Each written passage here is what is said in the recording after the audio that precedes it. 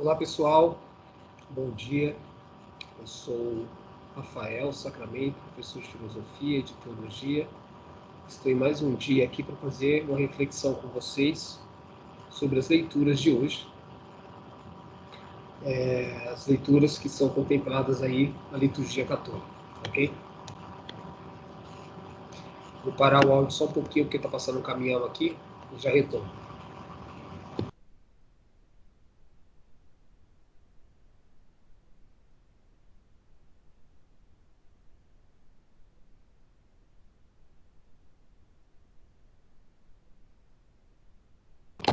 Então hoje, excepcionalmente, as leituras elas nos ajudam a pensar sobre uma questão muito importante, que é o seguinte: nós não podemos mandar em Deus.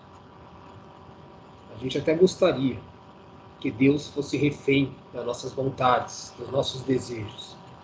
Então a gente quer ficar rico, a gente pede para Deus nos dar dinheiro. A gente tem uma doença, quer que seja curada, a gente vai lá e dá ordem para Deus nos curar. A gente quer um emprego, a gente dá ordem para Deus nos dar um emprego. A gente gostaria que fosse assim. Quem não gostaria? Como às vezes a gente tem uma falsa concepção que Deus é como se fosse aquele gênio da lâmpada, que a gente faz os pedidos e ele realiza. Só que nessa fábula você tem direito a 3 pedidos e a gente acredita que nós temos direitos a pedidos infinitos. Então essa é uma visão meio infantil e muito da soberba humana de querer controlar Deus e querer que Deus se submeta aos nossos desejos e nossas vontades. Não, Deus não está aí necessariamente para fazer aquilo que a gente quer. Deveria ser o contrário. Nós estamos aqui para fazer aquilo que Deus quer, no sentido de entender que se Ele é onisciente, Ele tem um conhecimento daquilo que é o melhor para a humanidade. Então a gente, iluminados por essa sabedoria divina, a gente estaria disposto a fazer aquilo que é necessário para o bem comum. Mas muitas vezes o que acontece é que algumas estruturas religiosas, pessoas querem mandar em Deus. Querem colocar Deus de joelhos e fazer com que Deus faça aquilo que as pessoas determinem. Então, é um equívoco. E a gente vai ver um pouco isso nas leituras de hoje. Vou compartilhar aqui com vocês a tela. Então, a primeira leitura é Atos 11, de 1 a 18. Diz assim: Naqueles dias, em nome do Pai, do Filho e do Espírito Santo. Amém. Naqueles dias, os apóstolos e os irmãos que viviam na Judéia souberam que também os pagãos haviam acolhido a palavra de Deus. Quando Pedro subiu a Jerusalém, os fiéis de origem judaica começaram a discutir com ele, dizendo: Tu entrastes na casa de pagãos e comestes com eles? Então Pedro começou a contar-lhes, ponto por ponto, o que havia acontecido. Ele estava na cidade de Jope, e ao fazer oração entrei em êxtase e tive a seguinte visão. Vi uma coisa parecida como uma grande toalha e sustentada pelas 4 pontas. Descia do céu e chegava até junto de mim. Olhei atentamente e vi dentro dela quadrúpedes da terra, animais selvagens, répteis e aves do céu. Depois ouvi uma voz que me dizia: Levanta-te, Pedro, mata e come. Eu respondi: De modo nenhum, Senhor, porque jamais entrou coisa profana e impura na minha boca. a voz me disse pela segunda vez: não chameis impuro o que Deus purificou. Isso repetiu-se por 3 vezes. Depois a coisa foi novamente levantada para o céu. Nesse momento, 3 homens se apresentaram na casa em que nos encontrávamos. Tinham sido enviados de Cesareia à minha procura. O Espírito me disse que eu fosse com eles sem hesitar. Os 6 irmãos que estão aqui me acompanharam e nós entramos na casa daquele homem. Então, ele nos contou que tinha visto um anjo apresentar-se em sua casa e dizer: manda alguém a Jope para chamar Simão, conhecido como Pedro.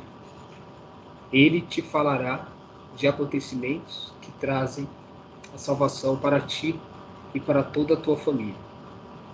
Logo que comecei a falar, o Espírito Santo desceu sobre eles, da mesma forma que desceu sobre nós no princípio.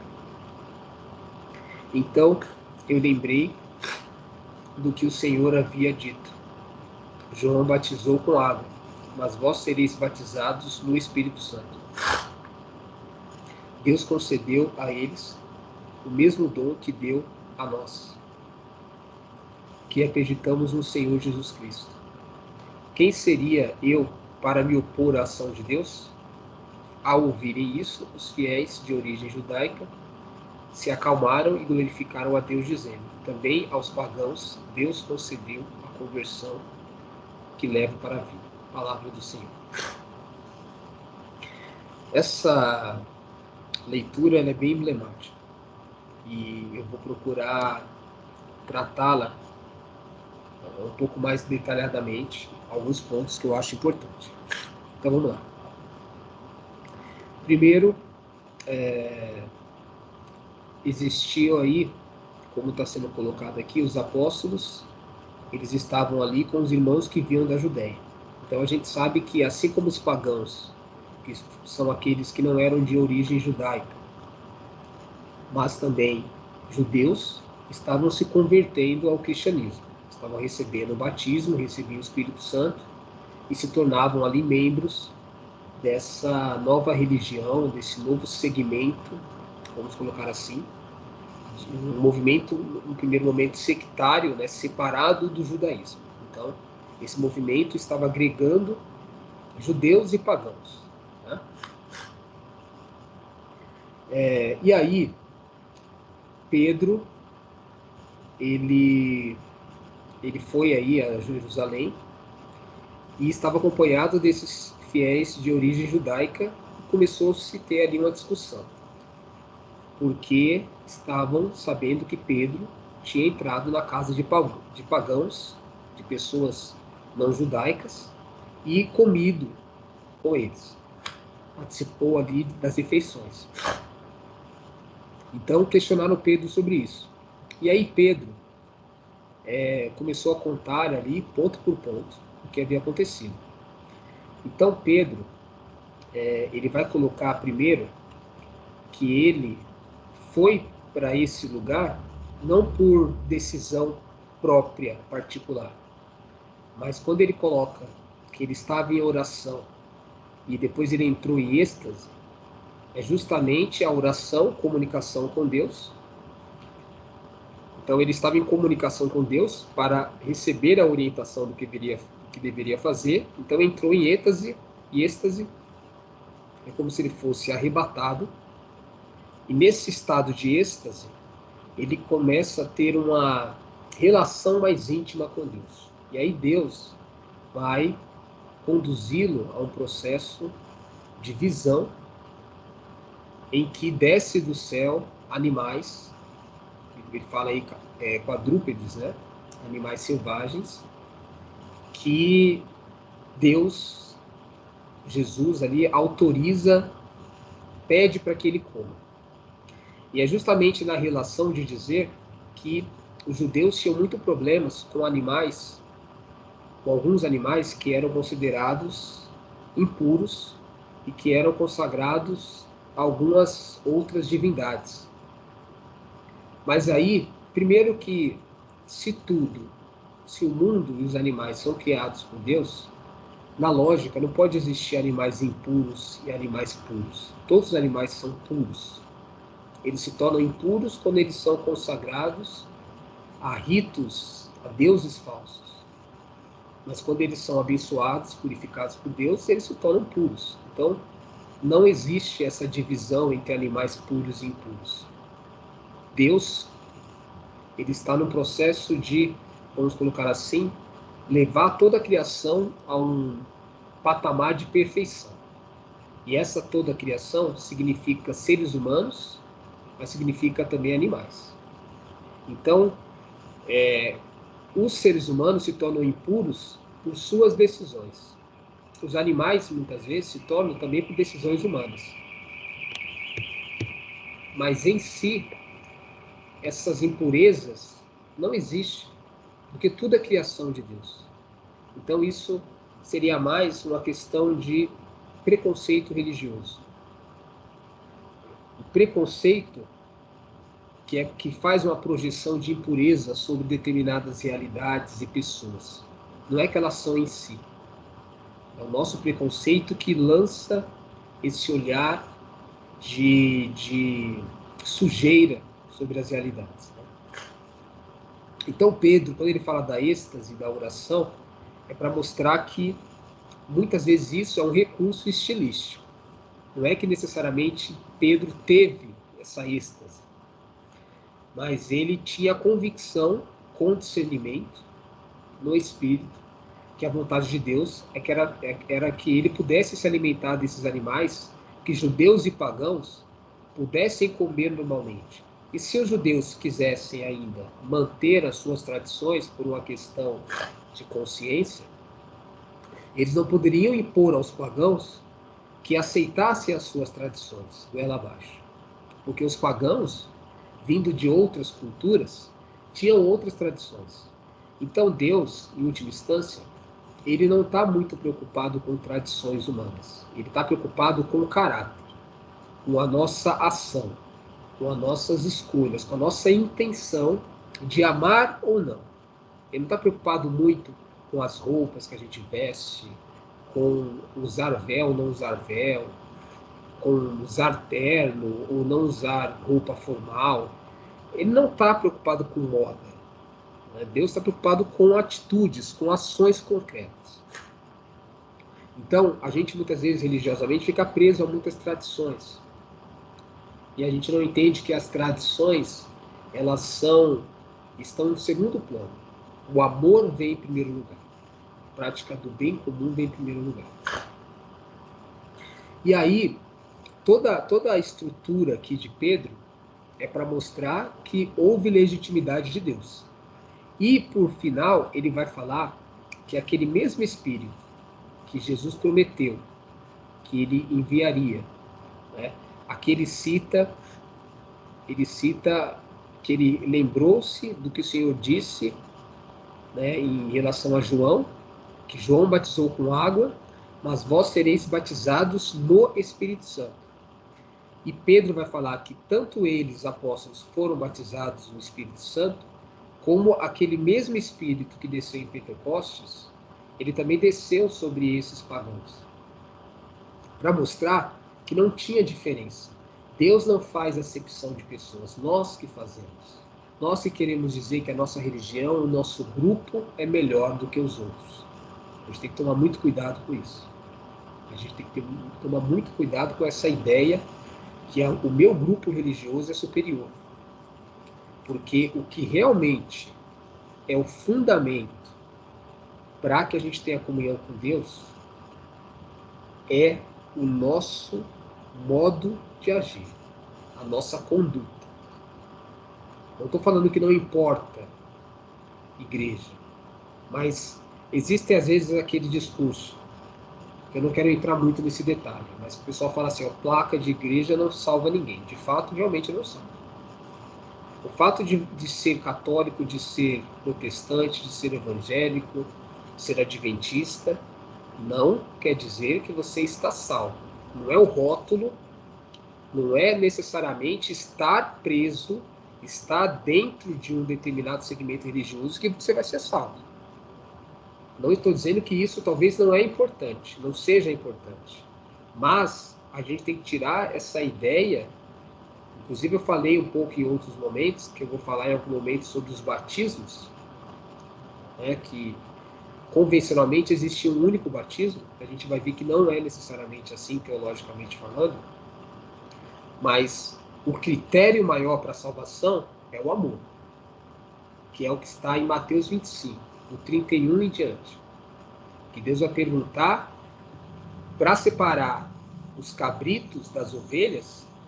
Ele vai colocar que o critério é ter visitado os doentes, visitado os que estão presos, praticado a caridade, vestido nu, dado comida àquele que tem fome, praticado a justiça.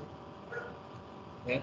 Esses são os elementos que nos dão a salvação, que nos garante a possibilidade de salvação. Esse é o principal, ou seja, o amor praticado, a caridade. Jesus é o amor encarnado, já falei outras vezes aqui. Ou seja, aquele amor que não é falado da boca para fora, mas aquele amor que é vivido com as suas atitudes, com os seus gestos. Né? O Evangelho. O Evangelho é Jesus. Naquele tempo, Jesus disse: eu sou o bom pastor. O bom pastor dá a vida por suas ovelhas. Mercenário que não é pastor, ele é apenas um mercenário e não se importa com as ovelhas. Eu sou o bom pastor, conheço as minhas ovelhas e elas me conhecem, assim como o Pai me conhece e eu conheço o Pai. Eu dou a minha vida pelas ovelhas. Tenho ainda outras ovelhas que não são desse redil. Isso aqui é bem interessante. Também a elas devo conduzir. Escutarão a minha voz, e haverá um só rebanho e um só pastor. É por isso que o Pai me ama, porque dou a minha vida, para depois recebê-la novamente. Ninguém tira a minha vida, eu a dou por mim mesmo. Tenho o poder de entregá-la e tenho o poder de recebê-la novamente. Esta é a ordem que recebi do meu Pai.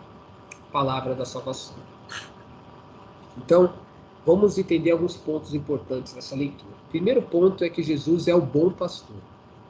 Essa ideia, né, Jesus utiliza a referência ao pastor desde Caim e Abel, né, lembrando que Caim matou Abel, e Caim era agricultor e Abel era pastor.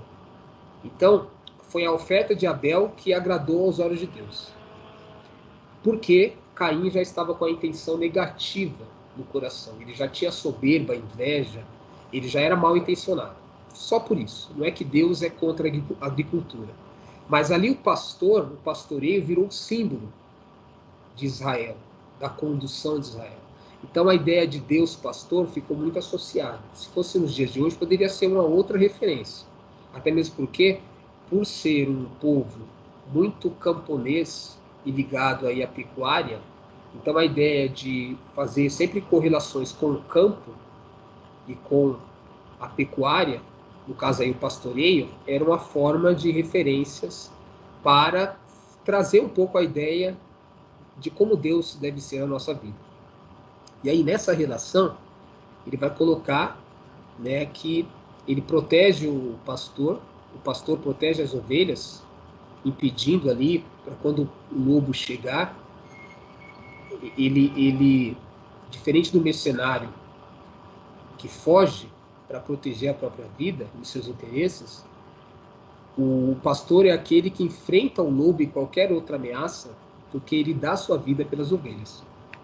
Então Jesus, ao mesmo tempo que ele está falando que ele é o bom pastor, que dá a vida pelas ovelhas, ele está falando que nós devemos ser essas ovelhas que dá a vida umas pelas outras. Se a gente não dar a vida pelos nossos irmãos, se a gente não partilhar a nossa, vamos colocar assim, a nossa roupa, a nossa comida e até a nossa casa, a gente não está vivendo esse mandato de Deus. Partilhas dos bens, por mais radical e duro que isso seja, é isso que Jesus queria dizer. Ele não está falando de forma metafórica apenas, ele está falando de forma real. Dar a vida é dar a vida. Não tem dar metade da minha vida, meia vida. Não é você viver em função dos outros, não é isso. Mas está dizendo que pessoas que passam necessidades sem culpa, por culpa de um sistema, por culpa de uma estrutura que vitimam pessoas, você tem o papel, enquanto cristão, de se comprometer também com essas causas e dívidas dessas pessoas. É um pouco nessa dimensão que ele está colocando. Enquanto igreja, enquanto comunidade de fiéis. E aí ele coloca, né, que então o mercenário ele foge e dispersa e permite que o lobo ataque e disperse as ovelhas, né? Porque ele é só um mercenário, ele só está preocupado em ganhar dinheiro, não em se arriscar pelas ovelhas. Quantos de nós somos mercenários dentro da igreja? Só estamos buscando o nosso interesse, buscando o meu emprego, a cura, o meu carro que eu quero ganhar. Esqueço de viver em comunidade e viver preocupado com o interesse de todos e não apenas com os meus interesses. Esse é o alerta aqui que a leitura está colocando para nós. Então Jesus é aquele pastor que conhece as ovelhas e elas o conhecem, assim como ele conhece o Pai, e aqueles que o conhecem também conhecerão o Pai. Ele deixa isso muito claro, né? E aí ele fala uma coisa bem interessante, que ele vai dizer que tem outras ovelhas que não são desse redil. Ou seja, não vamos imaginar que o nosso redil, o nosso grupo, seja o único que Deus escolheu, que Deus elegeu. Imaginar que só os judeus são os escolhidos. Deus escolheu em todos os povos, em todos os lugares, pessoas. A gente tem que respeitar Deus e as suas escolhas e não querer impor a Deus as nossas escolhas, porque é o que muitas pessoas fazem. Essa soberba humana de querer achar que você é o dono da verdade, que a verdade só está com você, que você é o cristão da melhor qualidade. É muito pobre essa visão. É muito mesquinha essa visão, né? Então ele coloca que só que um dia vai ter um momento que todas essas ovelhas serão reunidas. Um só rebanho, um só pastor. Ele acredita. O que a gente não pode é nós queremos, de alguma forma, estabelecer quais ovelhas devem fazer parte desse grupo. Porque às vezes a gente olha para coisas externas e esquece a essência do Evangelho, que é o que Deus olha. A gente olha muito para aparência, a gente olha muito para roupas, para poder aquisitivo, a gente olha muito para a casca, esquece que é o íntimo. Aqueles que vivem o amor na sua radicalidade, esses fazem parte do grupo de Deus, independente do grupo religioso que ele pertence. Eu tenho convicção disso, teologicamente falando, e a Bíblia deixa isso muito claro, como está sendo colocado aqui. Em algumas nuances, a gente vai percebendo essas colocações. E aí ele termina colocando, né, que ninguém tira a vida dele. Então ele entra nessa questão que ninguém tem o poder de tirar a vida de Jesus. Jesus não se encarnou porque por nossos pecados. Os nossos pecados moveu que a segunda pessoa da Santíssima Trindade assumisse a condição humana, é dizer que o pecado controla Deus. Não. Deus se encarnou por amor à humanidade. Foi uma livre e espontânea escolha dele. Não é nenhum poder humano, não é o pecado, não é o mal que fez Deus encarnar. Foi o amor. Ele encarnaria de qualquer forma, porque ele nos ama. Ele criou a humanidade, e quando a gente fala de encarnação, a gente tem que entender que é uma encarnação muito mais radical. Deus assume a natureza, a existência, a criação. Então ele assume as plantas, Ele assume os animais, ele assume as águas, os biomas, os ecossistemas, a biodiversidade. Por isso que a gente precisa respeitar esse plano, essa terra, esse ambiente. E ninguém tem poder sobre Deus. Ninguém tem poder sobre Jesus. Jesus não está movido por nenhuma estrutura, muito menos pela sua soberba, de querer impor a Deus o que ele deve fazer na sua vida. Você tem que estar numa condição de ouvir o que ele quer de você. E não você ficar impondo a Deus o que ele deve fazer. Olha a soberba, olha o ponto que a gente chega. Então ele está colocando aqui, né, que ninguém tem poder sobre a vida dele. Ele que dá. Por amor, por graça, por gratuidade. E ele também tem o poder de recebê-la e tomá-la novamente. Toda essa reflexão grandiosa é trazendo um pouco essa ideia que não podemos mandar em Deus. Não temos o controle. Não temos o controle sobre o Espírito Santo. Não somos nós que determinamos o momento que ele vai nos ungir. Porque a gente fez uma reunião e a gente convoca e ele vai obedecer a gente. Nossa, que soberbo. Temos que mudar essas concepções. A gente tem vários equívocos dentro de alguns componentes populares de tentar controlar e mandar em Deus. Eu não estou aqui para falar coisas que agradam, infelizmente ou felizmente. Eu estou aqui para falar aquilo que eu tenho convicção. É o que eu penso, ok? Então, espero que não tenha sido muito chocante. E até a nossa próxima reflexão.